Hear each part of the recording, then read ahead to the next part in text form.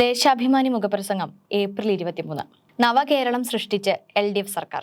LDF സർക്കാരിന്റെ 4ാം വാർഷികാഘോഷത്തിന് സംസ്ഥാനത്ത് തുടക്കം കുറിച്ചു. പിണറായി വിജയന്റെ നേതൃത്വത്തിലുള്ള ഇടതുപക്ഷ ജനാധിപത്യ മുന്നണി സർക്കാരിന്റെ 9ാം വാർഷികം കൂടിയാണിത്. 2016 ലഭിച്ച ഭരണ തുടർച്ചയാണ് 2ാം പിണറായി സർക്കാർ.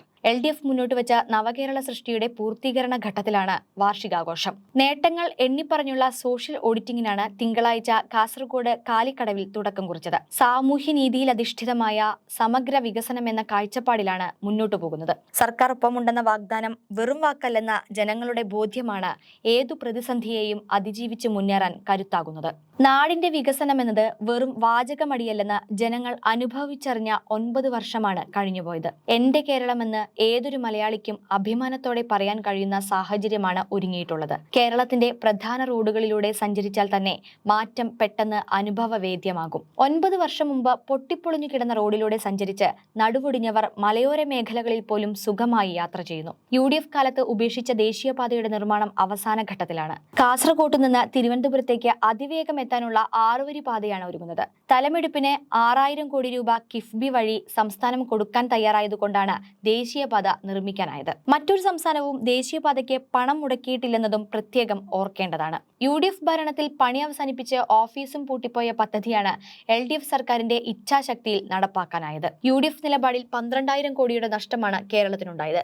6000 കോടി കിഫ്ബി മുടക്കിയപ്പോൾ കേന്ദ്ര സർക്കാർ ഇതിന്റെ പേരിൽ സംസ്ഥാനത്തിന്റെ കടമെടുപ്പ് പരിധിയിൽ നിന്ന് ഇത് കുറച്ചു. അസാധ്യമാണെന്ന് കരുതിയ പലതും സാധ്യമാക്കിയ സർക്കാരാണിത്. ഗെയിൽ പൈപ്പ് ലൈൻ, മലയോര ഹൈവേ, തീരദേശപാത, വാട്ടർ മെട്രോ, സിറ്റി ഗ്യാസ്, K-ഫോൺ, വ്യവസായ ഇടനാഴി, ദേശീയ ജലപാത തുടങ്ങി ഭാവനാപൂർണമായ പദ്ധതികളാണ് നടപ്പാക്കുന്നത്. സംസ്ഥാനത്തെ വ്യവസായ സൗഹൃദമാക്കിയെന്നത് എടുത്തു പറയേണ്ടതാണ്.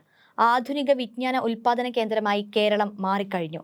ഡിജിറ്റൽ സർവകലാശാലയും ഡിജിറ്റൽ സയൻസ് പാർക്കും സ്ഥാപിച്ച സംസ്ഥാനമാണിത്. Institute of advanced virology, graphene innovation centre, genome data centre, medical technology consortium, solar lithium battery ഉൽപാദനം തുടങ്ങിയവ അതിൽ ചിലതാണ്.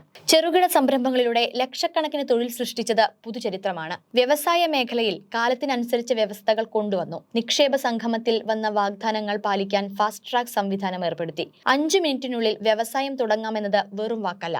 ഏകജാലകത്തിലൂടെ ചുവപ്പ് നാടകൾക്ക് അറുതിയായി. കേരളത്തിന്റെ ആരോഗ്യ വിദ്യാഭ്യാസ മേഖലയുടെ വളർച്ച അതിശയിപ്പിക്കുന്നതാണ്. അത്യാധുനിക രീതിയിലുള്ള കെട്ടിടങ്ങളും സൗകര്യങ്ങളുമാണ് സർക്കാർ ആശുപത്രികൾക്കും വിദ്യാലയങ്ങൾക്കും ഒരുങ്ങിയത്. 60 ലക്ഷം ആളുകൾക്ക് 1600 രൂപ വീതം ക്ഷേമ പെൻഷൻ നൽകുന്ന ഏക സംസ്ഥാനമാണ് കേരളം. ലൈഫ് പദ്ധതിയിലൂടെ 4 ലക്ഷം കുടുംബത്തിന് വീടൊരുക്കിയതും ഈ സർക്കാരാണ്. ടൂറിസം മേഖലയിൽ പുതിയ കുതിപ്പിനാണ് സാക്ഷ്യം വഹിക്കുന്നത്.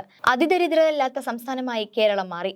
ശുചിത്വത്തിൽ അഭൂതപൂർവമായ നേട്ടമാണ് നാം കൈവരിച്ചത്. മുഖ്യമന്ത്രി പറഞ്ഞതുപോലെ കേരളത്തെ തകർക്കാൻ കരുക്കൾ നീക്കിയവർ തന്നെ രാജ്യത്തെ മികച്ച സംസ്ഥാനത്തിനുള്ള അവാർഡ് തുടരെ നൽകേണ്ടി വന്ന അഭിമാനകരമായ നേട്ടത്തിലാണ് നാം. നിരവധി പ്രതിസന്ധികളെ അതിജീവിച്ചാണ് നാം മുന്നേറുന്നത്. പ്രകൃതി ദുരന്തങ്ങളിൽ താങ്ങാകേണ്ട കേന്ദ്ര സർക്കാർ സഹായിച്ചില്ലെന്ന് മാത്രമല്ല, സഹായങ്ങൾ മുടക്കാനുള്ള എല്ലാ വഴികളും സ്വീകരിച്ചു. അതിനെയെല്ലാം ജനങ്ങളുടെ കൂട്ടായ്മയിൽ അതിജീവിച്ചാണ് കേരളം മുന്നേറുന്നത്. വികസിത രാജ്യങ്ങളെ പോലും അതിശയിപ്പിക്കുന്ന അതിജീവനം ജനങ്ങളെ ഒപ്പം നിർത്തിയുള്ള സർക്കാരിന്റെ പ്രവർത്തനങ്ങളാണെന്നതിൽ സംശയമില്ല.